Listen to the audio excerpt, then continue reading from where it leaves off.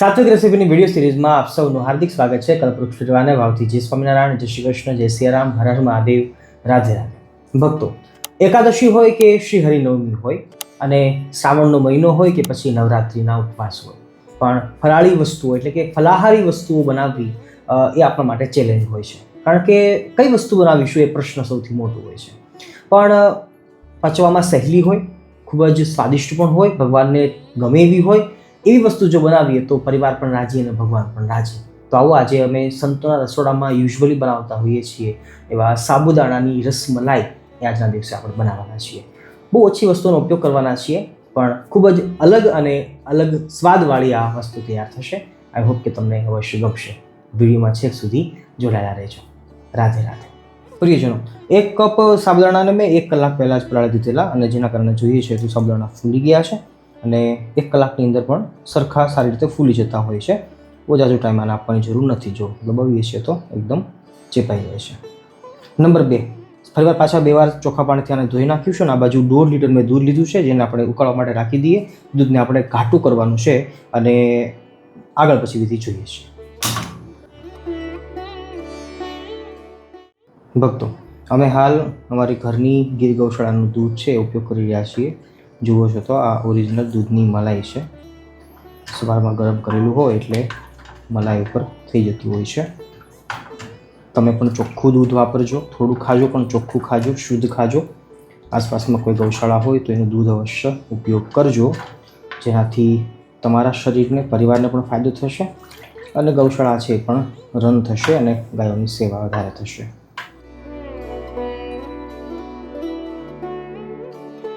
પ્રિયજનો, સાબુદાણાને 10 થી 15 મિનિટ સુધી કોરા થવા દેવાના છે. પાણી અંદરથી જતું રહેવું જોઈએ અને પછી આવી રીતે ખુલ્લા થઈ જાય પછી આપણે એને પીસવાના છે.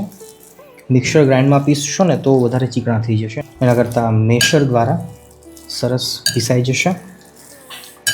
હળવા હળવા હાથે એને પીસતા રહેવાનું અને પછી ઉપરથી નાખી દઈશું આપણે ગળપણ અનુસાર સાકરનો ભૂકો અથવા બુરું ખાંડ. આખી ખાંડ ન નાખશો એવી મારી વિનંતી. આપણે સાબુદાણાને થોડાક ગળા કરવાના છે, રાઈટ? તો એ અનુસંધાન અવશ્ય રાખજો. સાકરનો ભૂકો નાખો તો બહુ સારું. હાલ હું બુરું ખાંડ ઉપયોગ કરી રહ્યો છું અને થોડીક નાખીશું સ્મેલ માટે ઇલાયચી. આપણે એની ગોળીઓ તૈયાર કરવાની છે. રસમલાઈની જે ગોળીઓ આવે ને બસ એ જ, જે આપણે બાસુંદીમાં ગોળીઓ હોય છે, રબડીમાં હોય છે આઈ થિંક, બસ એ. સારી રીતે હવે ચલાવતા રહીએ અને એકદમ ઝીણા ક્રશ કરી અને પછી આપણે એને ગોળી વાળી દઈશું. 5 મિનિટનો વચ્ચે રેસ્ટ આપી દઈએ, પછી આપણે આગળ વધીએ છીએ.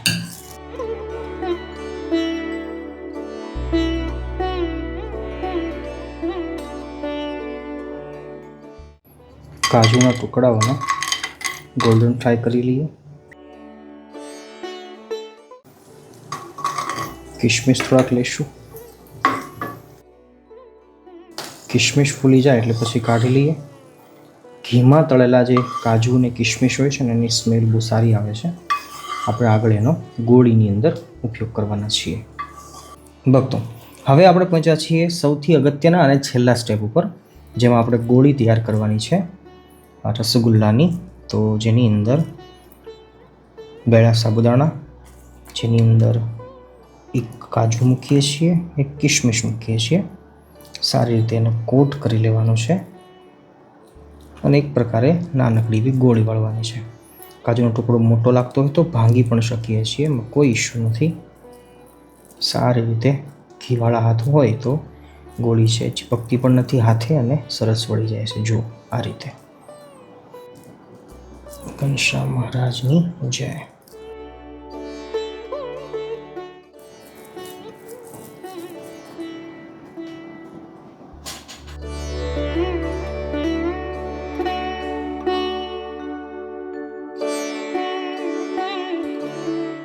વચ્ચે એમ લાગે કે સાબુદાણા ચીપકવા માંડ્યા છે હાથ સાથે, તો ઘી એપ્લાય કરી લેવાનું, જેનાથી સાબુદાણા છે ચીપકશે પણ નહીં.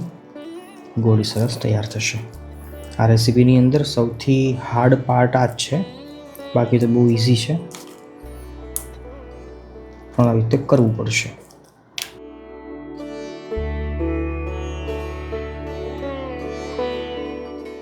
ભક્તો, ગોળીઓ તૈયાર કરી છે એને હવે ઘીમાં શેલો ફ્રાય કરવાની છે. આપણી જે કઢાઈ હતી, કાજુ અને કિશમિશ આપણે જે શેલો ફ્રાય કર્યા હતા, જેની અંદર થોડુંક 1 ચમચી વધારે ઘી નાખી અને પછી આપણી જે ગોળીઓ છે એની જ અંદર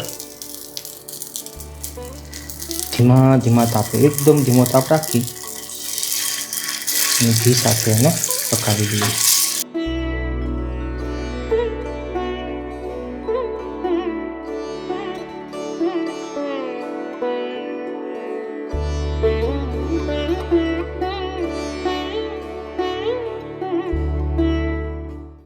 ભક્તો, સાબુદાણાના બોલને આપણે આવી રીતે 1 થી 1.5 મિનિટ સુધી ઘીમાં શેલો ફ્રાય કરી એને બાજુમાં રાખીએ છીએ.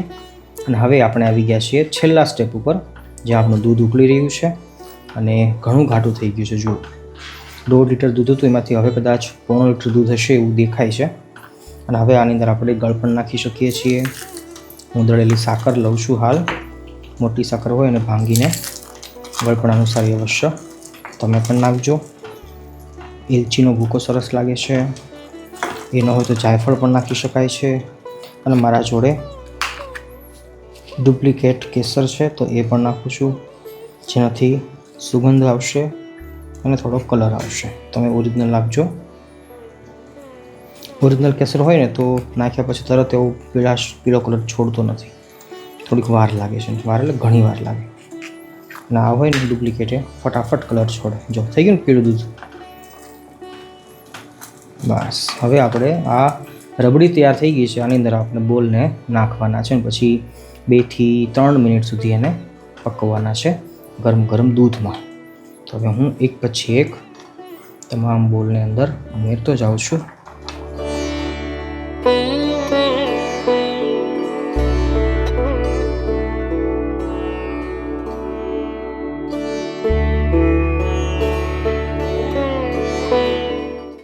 પ્રિયજનો, આપણે સાબુદાણાની બાસુંદી એટલે કે રબડી પણ કહી શકીએ અને રસમલાઈ પણ કહી શકીએ, એ બનાવી રહ્યા છીએ.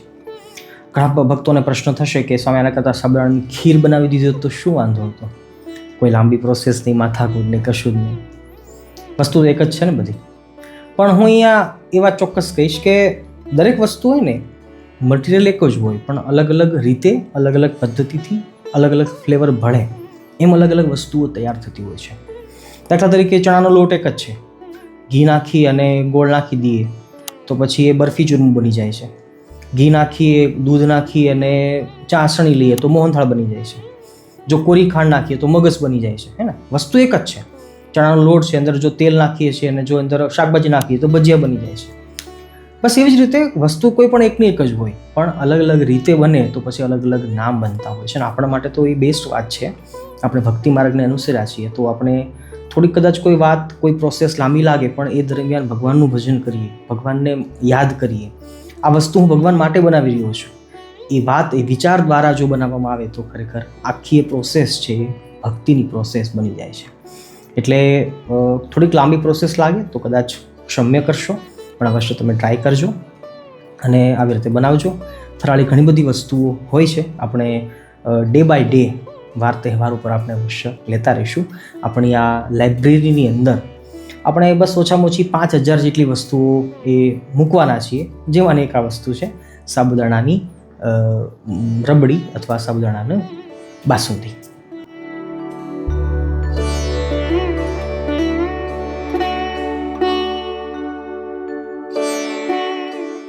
પ્રિયજનો, સાબુદાણાની રબડી બનીને તૈયાર છે.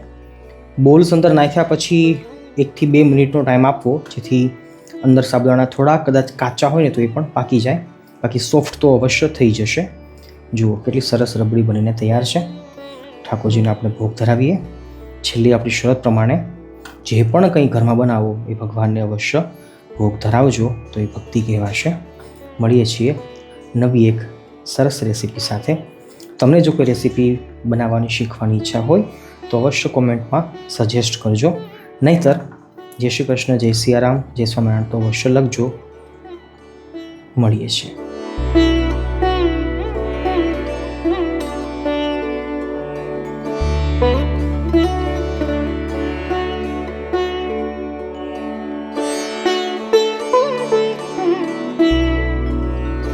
સ્નેહ